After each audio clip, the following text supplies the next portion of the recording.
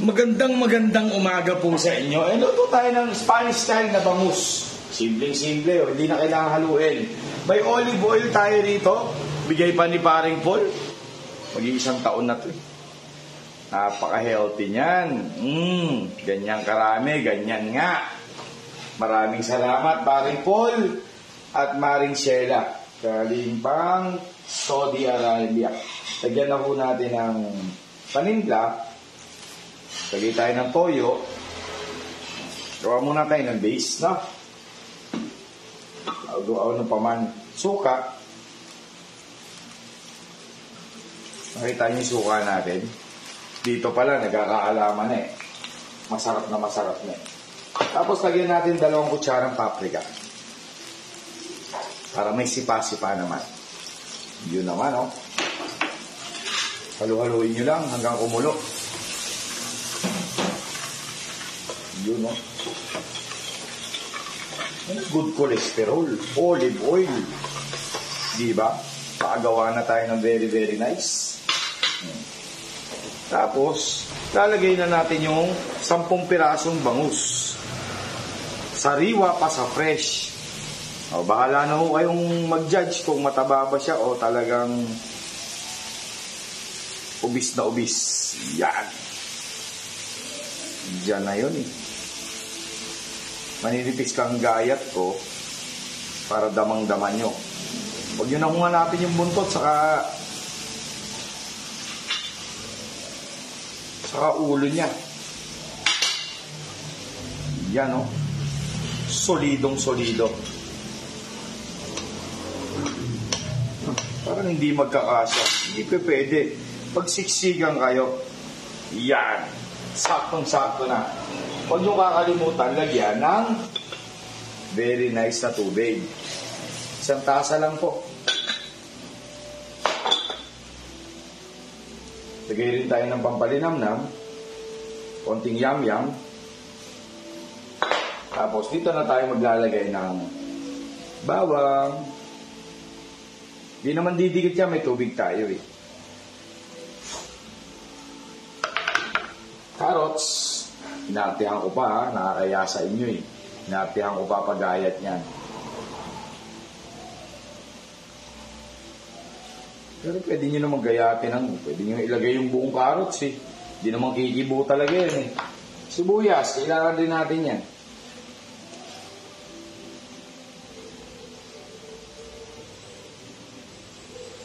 Iyan na yun. Sa inyo walang kaarte-arte yan.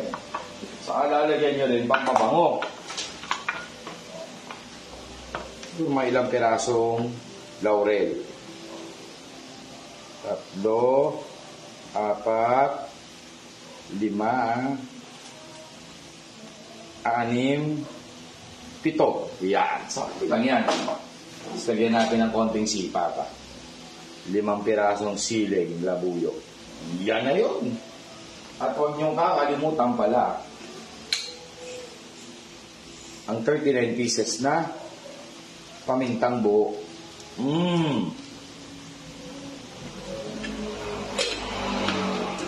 Simpleng-simple, di ba mga besh? Ayan na.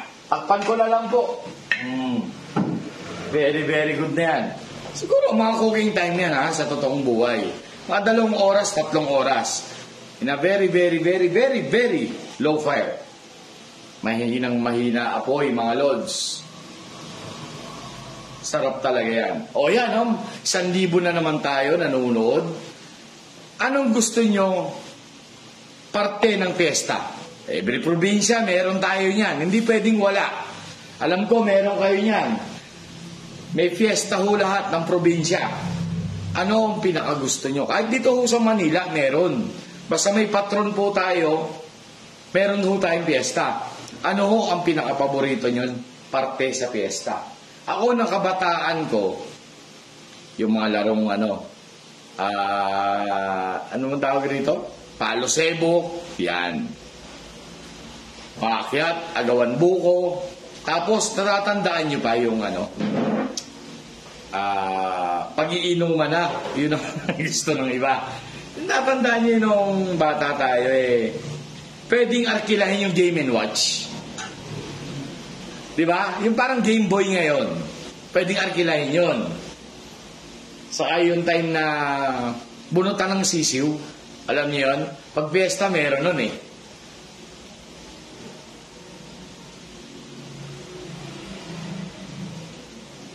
O yun. Kami nagbabasa na ako ha. Anong paborito nyo sa fiesta? Inuman lang ba? O yung auditorium, yung sayawan? Sabong? Yes, pwede magsabong. Sabong talaga eh, no? Sugarol. Sugarol! Siya to, patintero. Anytime pwede natin gawin yan eh. Ayan. Ano mga gusto nyo sa fiesta? Yung perya, oo nga. Bingo, puladayon. Sa Bicol kasi puladayon yung pula-puti. Tapos yung color game, no? Beto-beto. Niloloko na tayo. Scam pala yun eh. Mayroon pala manalo rin eh. Tumaan hanggang umaga. Sabi ni April Lupelito. Peryahan, sabi ni Edgar Biray. Santa Cruzan, sabi ni Melody Lee. Raymond Paler, poker. Sa bilyaran. O poker na baraha. Ayan, check ko lang ha. Kung pumukulo na ba siya. Simpleng-simple, di ba? Hindi na kailangan natin na paigahan ko na lang to, mga besh. Masarap kasi to, mga minimum 2 hours hanggang 5 oras. Pwede nyo lutuin yan kung wala kayong pressure cooker. Pero kung may pressure cooker kayo, siguro mga 1.5 hour. Pati tinik yan, mga besh, makakain. Promise. Promise, matamis. Talaga namang madadali nyo pati tinik yan. Akyatan sa kawayan, puno ng mantika. Yun yung palo sebo. Pagka fiesta. Alam ko ha, yun ang tinatawag na palo sebo. O baka meron pa. Ano pa ang gusto nyo? Ligawan, siyempre.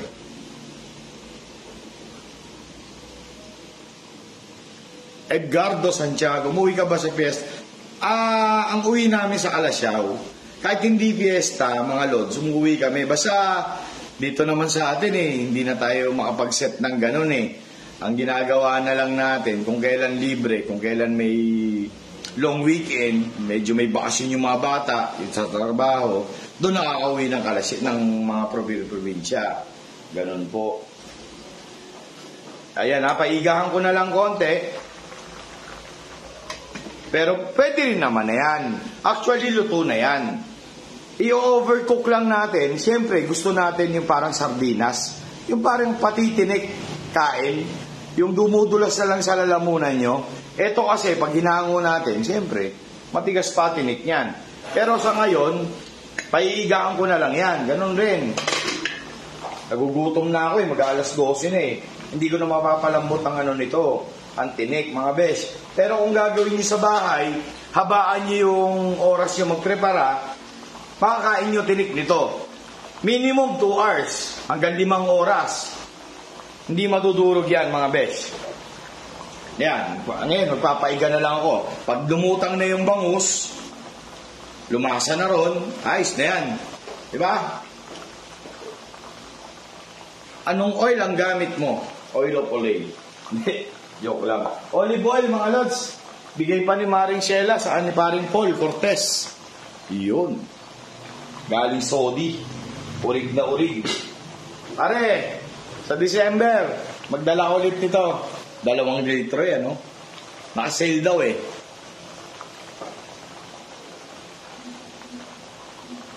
Sige, papaigahan na lang po natin. Huwag muna natin siyang likutin. Madudurog na yan. Covered naman siya ng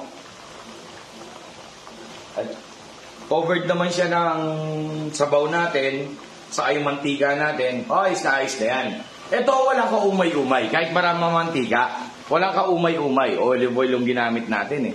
Goods na goods po eh.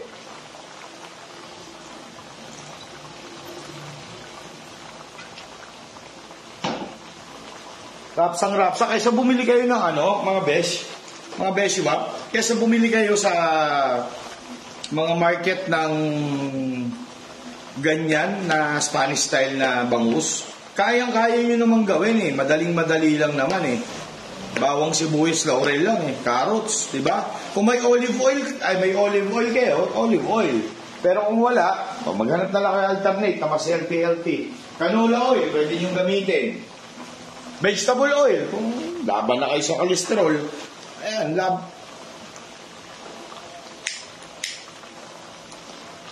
di ba? Watching from Pampanga, Ligaya Season. Normi Aras Villamor, sarap niya. Yes naman. Yan ako ba naman kayo pagluluto ng hindi masarap? Siyempre, self-proclaim yata ito, sabi nga nila. Nagbubuhat ng bangko. Hindi po, kailangan po kasi sa kusina. Once na binuksan mo yung kalan, dapat kumpiyansa kayo. Kumpiyansa ko ang tawag ko ron, hindi kayabangan.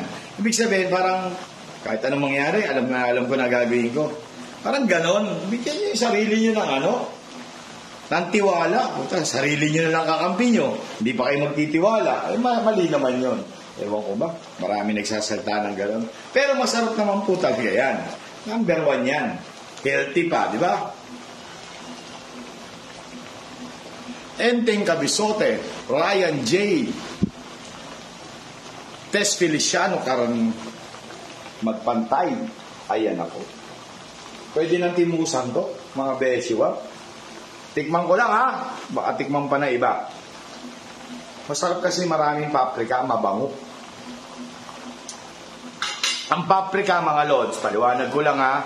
Ang pinanggalingan yan is, alam niyo yung bell pepper, siling pare. Yun ho, pinatuyo, dirinay. Pinatuyo na, dirinay pa no? Paulit-ulit. Hindi, para tuyong-tuyo, sigurado tayo. Tapos ginawang powder. Kaya ang paprika po, hindi maanghang. Okay?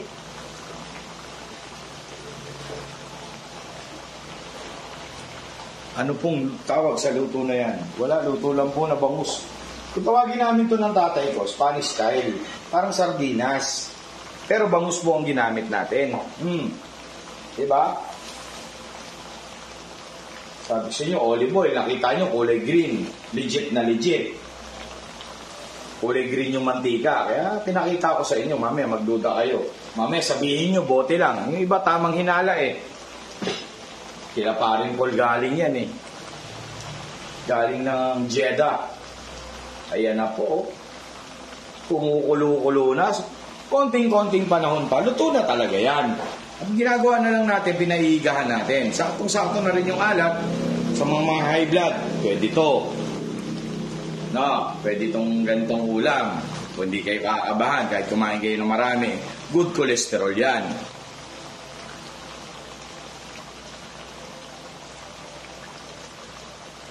Opramise, Tess Abweg, namimiss na raw niya yung ganitong ulam. Madali namang lutuin.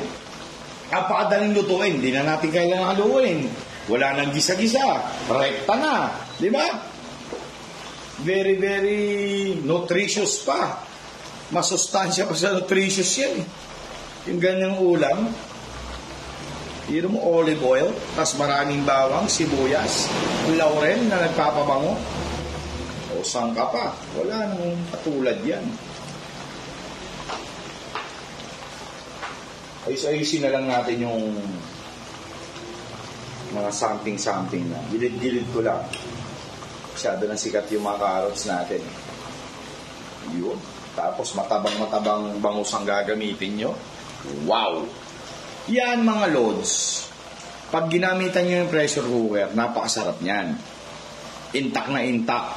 Ito naman ginagawa natin, pinapasiin ko yung lasa dun sa bangus.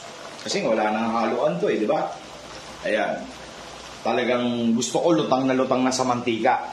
Yung mantika niya na olive oil. Konting iga pa tayo mga bes. Hindi naman na madalian yan eh. Kailangan natin ng konting pasensya. Yun. Nards Azakil. Sarap yan. Hahaluan ng robust. Yun. May masama ang balak. Huwag mo nang haluan ng robust. I-date mo na lang. I-date mo. Bula-bulahin mo. Masarap rin yun. Kahit mag-asawa na kayo matagal, huwag kayong makakalimot. Magde-date pa rin kayo. Halo mo robust, no? Mag-iinit ang katawan nila niyan. Magaling, magaling. Magaling ka rin. Looks yummy, sabi ni Wendy Potrich de Los Santos. Nancy Aguilo Pateño. Sarap niyan. Lalo na pag gaya na iga-igahan. Siyempre naglagay tayo ng tubig. Pwede kayong hindi maglagay ng tubig. Yung natural na nakataas. Pero ako gusto ko talagang nagpapareduce ako eh. Nagpapaiga talaga ako. Hilig ko yun eh. Ugaling-ugali ko yun. Kaya nga sabi ko sa inyo mga lods, yung style ko, yung pamamaraan ko, yung diskarte ko sa kusina, magkakaiba ho tayo. Huwag nyo hong hanapin yung pamamaraan nyo at diskarte nyo sa kusina ko. Magkakaaway lang tayo mga lods. Number 1 rule yun. Ibig sabihin, wala talagang pakialaman. Iba-iba ko talaga tayong diskarte. Yung iba, hindi na naglalagay tubig. Yung iba, hindi na naglalagay ng bangus. So, nagluluto ng ganyan. Diba? Ayan o. Konting-konti na lang. Naiigahan na siya. Konting-konti pa. Rapsang-rapsa na yan. Ang pinakamahirap ko rito sa parte na to, yung hahanguin mo siya na hindi madudurog. Pero, mapunit man siya, ano man mangyari sa kanya, laban pa rin. Kain yan. Ika nga nila. Walang tapon dyan.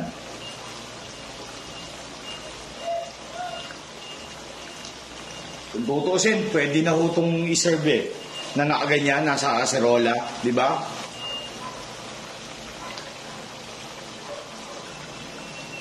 Melet, nagpapa-shoutout. Beck de la Cruz Bautista, magandang tanghali rin sa'yo. Mafe Francisco. Rapson, no? Solid na to. Sa ika nga dito, Diyo, may solid liquid gas. Yan ang mga ulam na magpapahaba sa inyong buhay.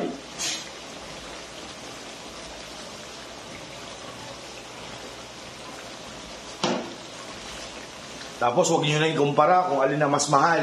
Yung olive oil ba o yung main na bangus. Yung bangus, 250 lang eh. Diba? 200 lang kilo. 1 1/4. O di, tapos gagamitan nyo ng gandong olive oil. Huwag na kayo magkwenta. Basta yan, siguradong masarap yan. Basta tayo makakain naman, di ba? Yun, oh. Tikman na natin. Rapsang-rapsa talaga. Iba yung langistang olive oil, hindi nakakaumay. May bango siyang natatangi.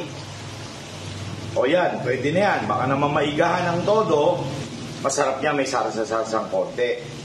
Parang ganyan. Siguro another minute pa, aanguin ko na po yan. Wala nang kapigil-pigil. Nagmamantika na. Present na yung mantika niya, na kulay pula. Dahil dun sa ating paprika. Diba?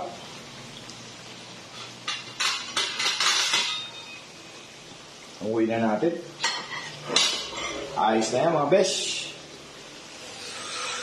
Ito ang pinakamahirap eh. Oh. Yan oh. Kailangan ho, maingat kayo, hindi maengot. Tingnan nyo naman oh. Look at that. It's a kabayong bunda. Liwanagin ko lang ha. Pakita ko lang kung gaano kataba. Mataba pa sa ubis, mga Lodi Pops. Nakita nyo yung taba? Present na present ron. Tapos, lalagyan nyo ng sarsa. Kininanam sa linamnam. Iyo de pungal na siram. Sabi ko nga sa inyo, kahit hindi kayo marunong magmura, matututo kayo pag ganito ang sinerve sa inyo. O, lagyan pa natin ng bawang-bawang, sili-sili. Ayan. Napaka-beautiful, nice. Mantika pa lang, ulam na. Yan ang literal. Nasabaw pa lang. Mapaparami ka na ng kanin. Maraming salamat po. Magandang hapon. God bless us all.